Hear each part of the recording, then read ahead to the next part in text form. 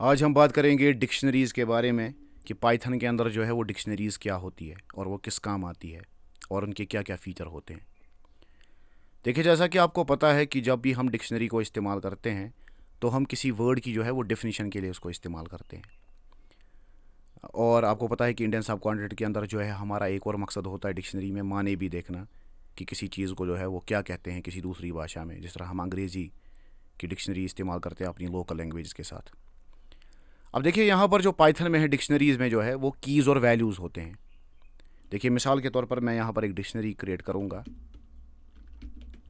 ठीक है, डिक्शनरी बराबर है, और यहाँ पर आपको याद रखना पड़ेगा कि डिक्शनरी जो है ये आपको करली ब्रैकेट्स में जो है वो बनानी पड़ेगी। जब भी आप करली ब्रैकेट्स में किसी चीज़ को रखेंगे, यानी जब भी आप कोई वेरिएबल लिखेंगे उसके बाद जो है आप जो है वो करली ब्रैकेट स्टार्ट करेंगे तो ये खुद समझ आएगा पाइथन कि आप एक डिक्शनरी बना रहे हैं। अब देखिए, डिक्शनरी के अंदर जो है हम क्या करेंगे, हम यहाँ पर जो है वो बच्चों का नाम लिखेंगे और उनकी एज लिखेंगे। जिस तरह से अब्दुल एक बच्चा है, ठीक है, यहाँ पर उसकी एज जो है वो 15 साल है। ठीक है, अब देखिए ये जो अब्दुल है ये जो है ये की है, और ये जो 15 मैंने लिखा ये इसका वैल्यू कहलाएगा पाइथन के अंदर।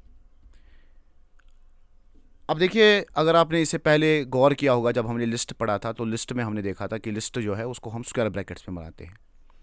यानी जब भी आप लिस्ट को बनाएंगे तो आपको जो है वो स्क्वायर ब्रैकेट से स्टार्ट करना पड़ेगा और स्क्वायर ब्रैकेट पे उसको ख़त्म करना पड़ेगा, और बीच में जो इसके आइटम्स आएंगे उनको सेपरेट करने के लिए आप जो है आप कॉमा लगाते हैं। तो यहाँ पर डिक्शनरी में जो है वो क्या फ़र्क है कि डिक्शनरी में स्क्वायर ब्रैकेट के बजाय आप जो है वो करली ब्रैकेट इस्तेमाल करेंगे। ठीक है, और जब यहाँ पर आप अपना की देंगे और वैल्यू देंगे, क्योंकि लिस्ट के अंदर क्या था, हमारे आइटम्स होते थे, ठीक है, या लिस्ट के अंदर हमारा लिस्ट होगा, मगर डिक्शनरी के अंदर हमारे कीज़ और वैल्यूज़ होते हैं। अब ये जो पहली चीज़ है जो हमने लिखी, जिस तरह यहाँ पर मैंने अब्दुल लिखा पहले, तो एक की कहलाएगा और उसका जो वैल्यू होगा वो 15 होगा। ठीक है, अब देखिए मैं इसको कॉमा से सेपरेट करता हूँ जिस तरह हम लिस्ट में करते हैं। ठीक है, अब हम यहाँ पर डिक्शनरी में दूसरा एक आइटम जो है वो देंगे। मिसाल के ऊपर एक और बच्चे का मैं नाम लिखता हूँ। सॉरी, यहाँ पर नाम लिखने के लिए कोट से स्टार्ट करना पड़ेगा क्योंकि टेक्स्ट है। ठीक है, तो करीम के बाद हम कोलम लगाएंगे। तो कोलन जो है आपको ज़रूरी लगाना है जब भी आप डिक्शनरी को इस्तेमाल करेंगे, तो की के बाद वैल्यू लिखने से पहले आपको जो है वो कोलन लगाना पड़ेगा। यहाँ पर इसका वैल्यू मैं 13 साल रख देता हूँ। करीम जो है 13 साल का बच्चा है, कॉमा एक और बच्चे का मैं नाम यहाँ पर इस्तेमाल करूँगा। चलिए खालिद लिख देते हैं। तो खालिद जो है, खालिद के बाद कोलन लगाएंगे। इसका वैल्यू क्या है, इसकी एज मान लीजिए आप 12 साल है। ठीक है, अब यहाँ पर एरर क्यों दिखा रहा है, क्योंकि मैंने इसको जो स्ट्रिंग को जो है वो कोट्स में नहीं रखा है।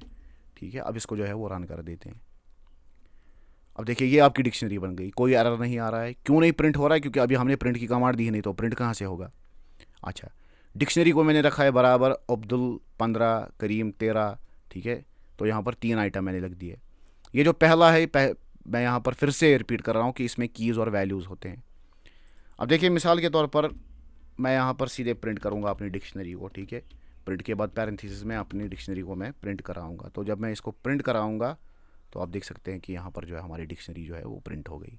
ये इसके कीज़ है और ये इसके वैल्यूज़ है। वैल्यूज़ क्या है, 15, 13 और 12, और कीज़ है अब्दुल के लिए 15 है वैल्यू, करीम का वैल्यू यहाँ पर 13 है और खालिद का वैल्यू 12 है। ठीक है, अब देखिए अब इसमें क्या होगा। अब मैं चाहता हूँ कि मैं किसी पर्टिकुलर आइटम को जो है वो प्रिंट करूँ। ठीक है, तो मैं चाहता हूँ कि डिक्शनरी के अंदर जो है मैं प्रिंट करूँ, क्या वैल्यू मैं दूँ, करीम को। ठीक है, तो यहाँ पर जो है मैंने यहाँ पर की लिखी है कि प्रिंट डिक्शनरी के अंदर जो है वो मैंने की दी है करीम की, मगर ये जो आपको जो ये जो की देनी है ये आपको स्क्वायर ब्रैकेट्स में देनी है। ठीक है, तो इसको मैं जो है वो रन कराऊंगा। अब देखिए यहाँ पर आया 13। तो जब मैंने यहाँ पर लाइन नंबर 3 में मैंने ये लिखा, ठीक है, अब देखिए इससे हो सकता है कि आपको कन्फ्यूजन हो जाए, इसलिए मैं डिक्शनरी को यहाँ पर हटा देता हूँ, यानी पूरी डिक्शनरी प्रिंट ना हो, खाली जो है हमारी दूसरी लाइन यहाँ पर प्रिंट हो। देखिए यहाँ पर ये 13 दे रहा है वापस, कि मैं कह रहा हूँ उसको प्रिंट करो, डिक्शनरी के अंदर जो है ये आइटम है करीम। तो करीम का मैंने यहाँ पर की दी और यहाँ पर इसने इसका वैल्यू दिखाया। यहाँ पर ये फिर से करीम नहीं शो कर रहा है, यहाँ पर एक खाली वैल्यू दिखा रहा है। ठीक है, अब देखिए लिस्ट में जाइए। आपको याद होगा कि जब हमने लिस्ट क्रिएट किया था लाइन नंबर 4 में, आप गौर कीजिए। ठीक है, 4 नंबर लाइन पे आप गौर कीजिए। देखिए हमने क्या कराया था, प्रिंट कराया था अपने लिस्ट में एक पर्टिकुलर आइटम को जो कि 0th नंबर पे है। यानी जो पहले आएगा। मैंने आपसे पहले इससे पहले भी कहा है कि लिस्ट के अंदर ज़ीरो बेस्ड काउंटिंग है और फॉर लूप के अंदर भी ज़ीरो बेस्ड काउंटिंग है। तो लिस्ट में जो भी आपके आइटम होंगे तो वहाँ पर जो काउंटिंग है वो ज़ीरो से स्टार्ट होती है। तो जब मैंने चौथी लाइन में इसको कहा था कि प्रिंट करो मेरे लिस्ट में, जो मेरा फेवरेट गेम्स का लिस्ट है, इसमें से ज़ीरोथ आइटम को प्रिंट करो, यानी मैंने इसका इंडेक्स दिया था, तो यहाँ पर आप देख सकते हैं कि फीफा प्रिंट हुआ था 0 के नंबर पे। ठीक है, तो यहाँ पर मैं ये कह रहा हूँ इसको कि प्रिंट करो डिक्शनरी को, और डिक्शनरी के अंदर क्या है, करीम है। अब ये इस डिक्शनरी का नाम आपको ज़रूरी नहीं है कि आप डिक्शनरी रखें, ये मैंने just for the sake of simplicity आप कुछ भी रख सकते हैं। चलिए मैं किड्स रख देता हूँ।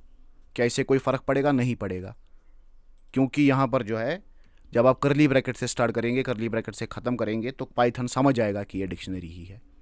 यहाँ कोई भी आपको जो है टेंशन लेने की ज़रूरत नहीं है। चलिए रन करते हैं, देखिए फिर से वही नतीजा। ठीक है, तो किड्स नाम की हमने एक डिक्शनरी क्रिएट की और यहाँ पर जो है हमने एक पर्टिकुलर जो है वो की को जो है वो प्रिंट कराया। मगर की जब हम प्रिंट करा रहे हैं तो हमें वैल्यू मिल रहा है, हमें वापस की नहीं मिल रही है। और यहाँ पर भी हमने क्या किया था, यहाँ पर हमने ऑर्डर दिया था। तो लिस्ट में आप देखिए कि लिस्ट में जो है ऑर्डर होता है, इसलिए हमने इसको कहा था कि 0 नंबर पे जो एलिमेंट है इसका जो इसका आइटम है उसको प्रिंट करो। तो इसने जो है वो फीफा को प्रिंट किया था। ठीक है, अभी तक फ़िलहाल इसके प्रिंट कमांड में जब आप पर्टिकुलर इसमें से कोई प्रिंट कराएंगे और इसमें से कोई प्रिंट कराएंगे कोई फ़र्क नहीं है, बिल्कुल ये लिस्ट की तरह काम करता है। मगर एक बहुत ही बड़ा फ़र्क है लिस्ट और डिक्शनरी के दरमियान कि डिक्शनरी में ऑर्डर नहीं है, लिस्ट के अंदर ऑर्डर है। मिसाल के तौर पर मैं यहाँ पर कोई आइटम ऐड करना चाहता हूँ, कोई और बच्चा आ गया, मान लीजिए एक और बच्चा जो है हमारे पास आया आबिद के नाम से। ठीक है, अब ये जो आबिद है इसको जो है हमें ऐड करना है इसके अंदर। ठीक है, तो इसको हम कैसे ऐड करेंगे, इसके लिए हम किड्स लिखेंगे। ठीक है, और किड्स के बाद जो है इसको जो है हम स्क्वायर ब्रैकेट्स में रखेंगे। ठीक है, और ये हमने जो है एक और की दे दी क्योंकि ये उसकी की होगी बच्चे की। अब उसके बाद हम वैल्यू देंगे कि इसकी एज क्या होगी, मान लीजिए इसकी एज 5 साल होगी। ठीक है, अब देखिए अब इसको प्रिंट कराइए, क्या एरर आ रहा है? नहीं आ रहा है एरर। अब क्यों नहीं ये लिस्ट में ऐड हो रहा है? तो चलिए इसको प्रिंट कराते हैं, देखिए लिस्ट में ऐड हुआ कि नहीं हुआ, प्रिंट किड्स। ठीक है, अब इसको रन कराइए, देखिए जी हमारी लिस्ट में एक और आइटम ऐड हो गया, आबिद नामी बच्चा भी ऐड हो गया। मगर अब देखिए फ़र्क क्या है, लिस्ट और डिक्शनरी का सबसे बड़ा फ़र्क समझिए। आपको याद होगा कि अगर आप लाइन नंबर 10 में देखेंगे या लाइन नंबर जो है वो 6 में देखेंगे, हमारे पास 2 तरीके हैं ऐड करने के लिस्ट के अंदर। देखिए जब हमने लिखा था कि लिस्ट का नाम लिखकर हमने डॉट के बाद जो है वो अपेंड लिखा था, और अपेंड के बाद हमने जो है वो आइटम को लिखा था पैरेंथेसिस के अंदर कि बैटमैन जो है इस लिस्ट में ऐड कर दो। तो देखिए बैटमैन फिर ऐड हो गया था। पहले 3 ही थे, देखिए पहली लाइन में आप देखिए 3 ही गेम्स है हमारे पास, मगर फिर तीसरी लाइन में जो है वो 4 गेमें आ गई थी क्योंकि बैटमैन भी मैंने ऐड की थी डॉट अपेंड दबाकर, और वह एंड पे ऐड हो गई थी। और यहाँ पर आप देखिए कि जब मैंने यहाँ पर डिक्शनरी के अंदर भी आइटम को ऐड किया, तो यहाँ पर कैसे आप ऐड करते हैं, आप पहले डिक्शनरी का नाम लिखते हैं, स्क्वायर ब्रैकेट्स के अंदर जो है आप की लिखते हैं और उसके बाद जो है उसका वैल्यू लिखते हैं, तो वह ऐड हो गया। देखिए हमारे पास अब जो है वो चौथा बच्चा भी आ गया। ठीक है, तो ये भी एंड पे आया था और ये बैटमैन भी एंड पे आया था।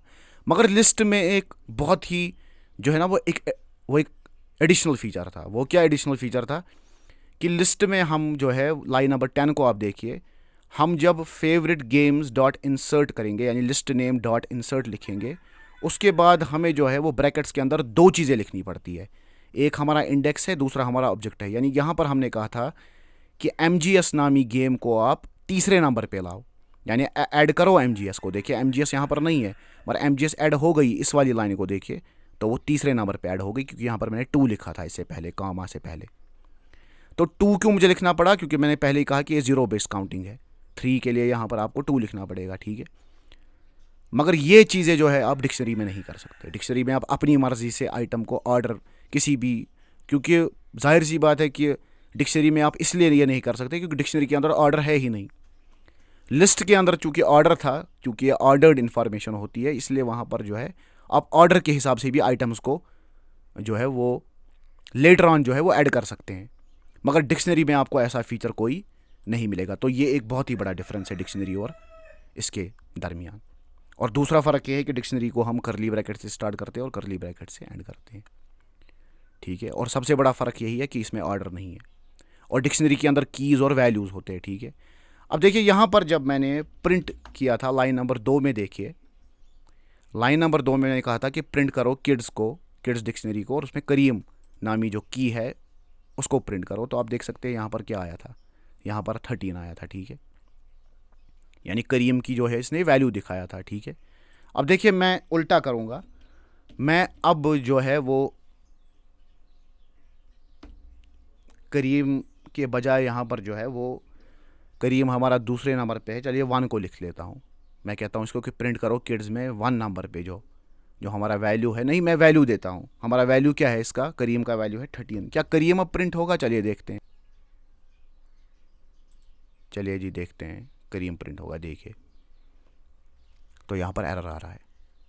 तो ये भी एक और पॉइंट है जो आपको छपाना है दिमाग में, कि जब भी आप डिक्शनरी में, जब भी आप किसी पर्टिकुलर जो है वो की को प्रिंट कराना चाहते हैं तो आपको जो है वो की देनी होगी। अगर आप वैल्यू देंगे तो उल्टा वाइस वर्सा इसका ठीक नहीं आएगा, उसमें एरर आएगा। देखिए अब देखिए, अब मैं यहाँ पर की को देता हूँ, मान लीजिए मेरी की है इस टाइम खालिद, ठीक है।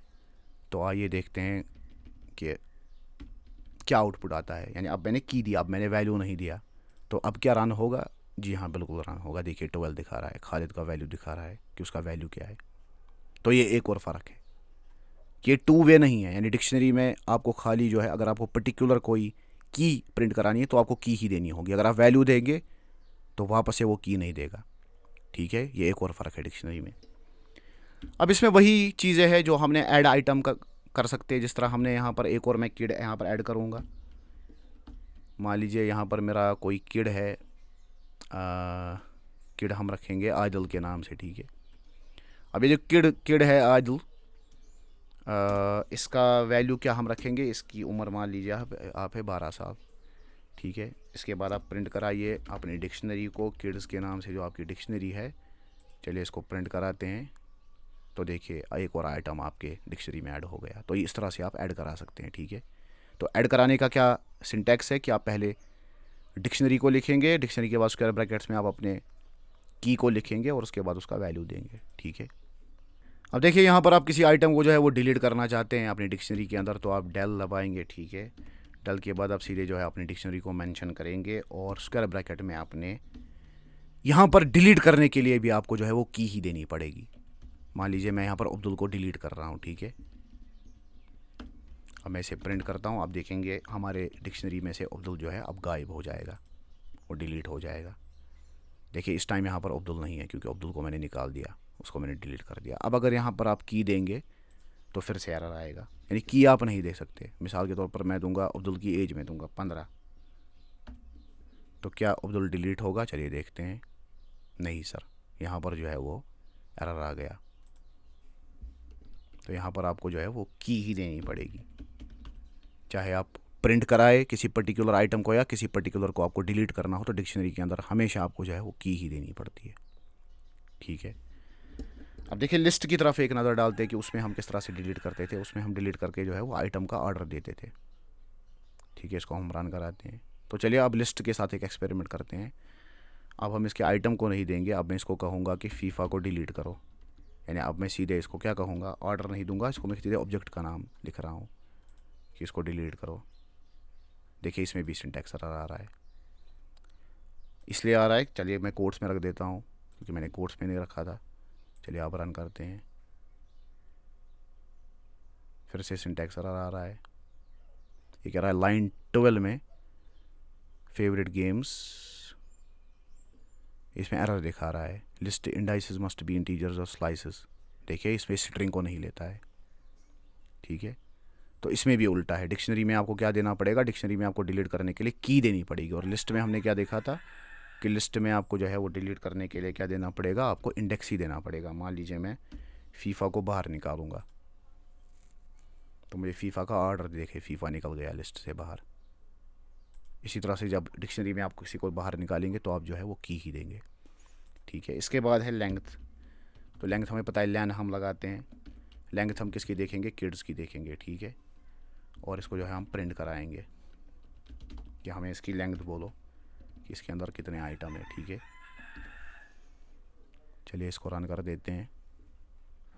देखिए जी, इसकी लेंथ 4 है, कह रहा है 4 आइटम है आपकी डिक्शनरी में। ठीक है, तो हमने डिलीट भी कर दिया आइटम को ऐड भी कर दिया। लेंथ भी देखिए आइटम की, और क्या रह गया इसमें, मुझे लगता है और इसमें डिक्शनरी में अब कुछ नहीं है। तो ये आज हमारा डिक्शनरी का जो कंसेप्ट है ये भी क्लियर हो गया। तो इंशाल्लाह इसके बाद अब जो है हम सबसे इम्पॉर्टेंट वीडियो करेंगे इस सीरीज़ का, वो है प्रोजेक्ट नंबर 2। उसमें हम dictionary, list, for loop, if else तमाम को एक साथ इस्तेमाल करेंगे, ताकि पुराने जितने भी कंसेप्ट हमने सीखे हैं उन सब की एप्लीकेशन हमें पता चले। तो बहुत ही अच्छा प्रोजेक्ट होने वाला है। ज़रूर आप इस प्रोजेक्ट को देखिए, आपके सारे कंसेप्ट जो है वो क्लियर हो जाएंगे इंशाअल्लाह। बहुत शुक्रिया आपका देखने के लिए।